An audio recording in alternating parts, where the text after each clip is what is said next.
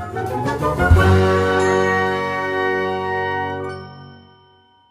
प्रणाम।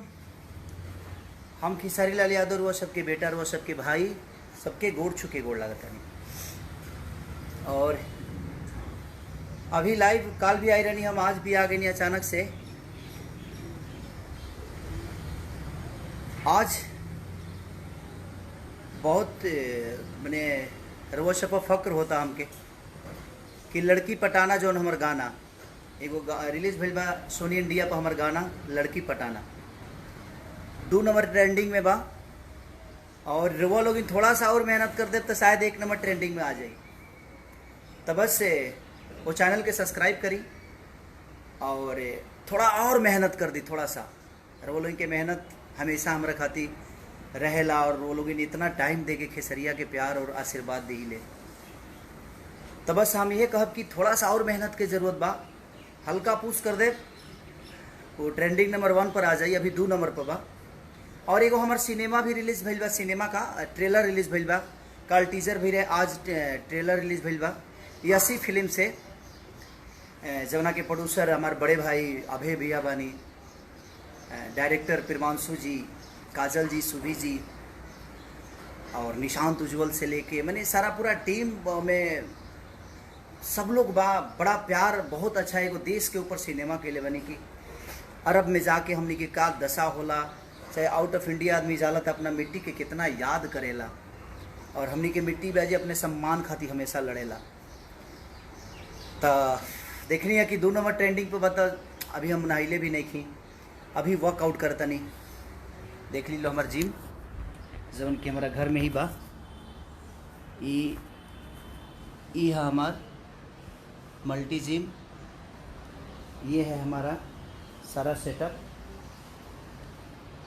जौन कि अपना घर में ही बनाओनी। लॉकडाउन में का करी भाई, बड़ा कहीं जा भी ना पाए आदमी और कोरोना के वजह से। ऐसे जरूर उनकी बहुत बड़ा जिम्मेदारी बा, खुद के बड़ा बचावे के पड़ेला और बड़ी जिम्मेदारी के साथ आदमी काम करेला कि रोल उनके तकलीफ़ ना होके। सबके जे भी भारद्वाज गौरव पंडित जी गोड़ लागत गोड़ छुके बाबा, प्रणाम बाबा, सबके दिल से प्रणाम बा। राकेश कुमार सिंह दिल से प्रणाम भैया, राकेश भैया, मनीष कुमार, सबके पिंटू कुमार, मनीष पंडित गोड़ लागतनी बाबा, प्रणाम बाबा। सिंह यादव, लभी भाई, जितने भी हमारे फ़ैन हैं जो मुझे मोहब्बत और अपने आप से भी ज़्यादा जो प्यार करते हैं, उनको दिल से प्रणाम कि आप लोग कितनी वर्क करते हैं खेसारी के पीछे। जितने भी मेरे फ़ैन क्लब हैं सबको दिल से प्रणाम कि आप लोग इतनी मेहनत करके और आपने 2 नंबर ट्रेंडिंग पे ला दिया। बस कोशिश और करिए कि ये 1 नंबर पे मैंने 4 बजे तक से पहले 1 नंबर पे आ जाए। आप लोग कोशिश करेंगे तो 1 घंटे में आ जाएगा, बस कोशिश करिए आप सब।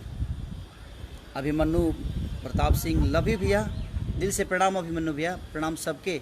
दीपक यादव, सिंगर अखिलेश अर्पण, दिल से प्रणाम भाई। सरस्वती पुत्र हैं आप, ईश्वर और माँ सरस्वती आपके कंठ पे वास करे, बस दुआ है हमारी।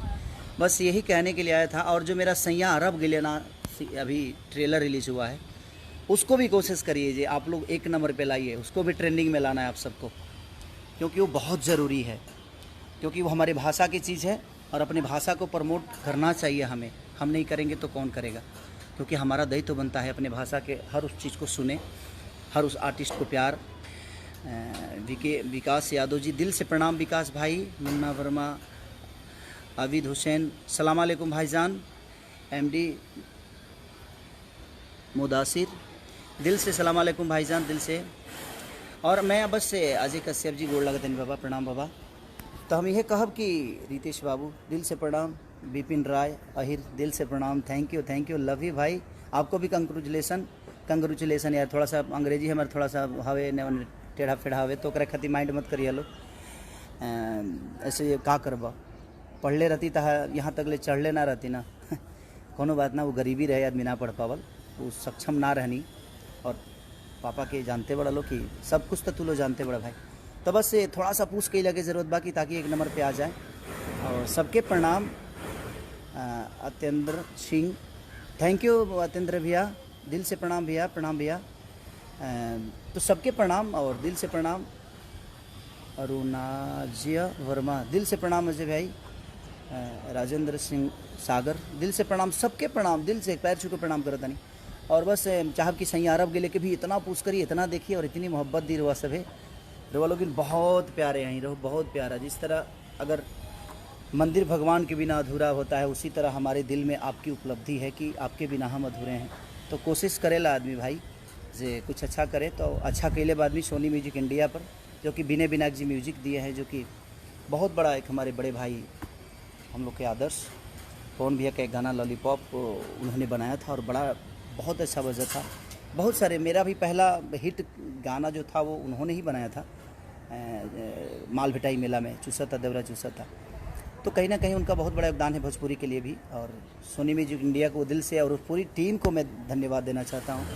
अपने वीडियो डायरेक्टर देवेश जी को भी और पूरी टीम को भी, सबको मैं धन्यवाद देना चाहता हूँ, दिल से प्रणाम सबको।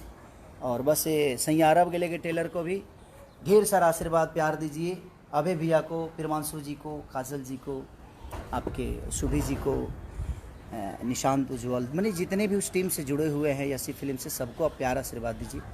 और ट्रेंडिंग पे लाइए सैया अरब गेले को भी, और एक तो ट्रेंडिंग पे 2 नंबर पे है, उसको 1 नंबर पे लाने का काम करिए।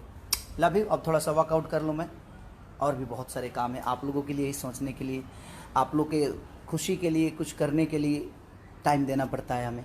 तो उसके लिए सबसे सूरज भरद्वाज बाबा प्रणाम, बाबा प्रणाम, दिल से प्रणाम, सबके दिल से प्रणाम। अनामिका राजन प्रणाम बहन। और इसको 1 नंबर पे जल्दी लाइए आप लोग, और ट्रेलर को भी 1 नंबर पे लाइए, और अपने गाना को भी। Love you all.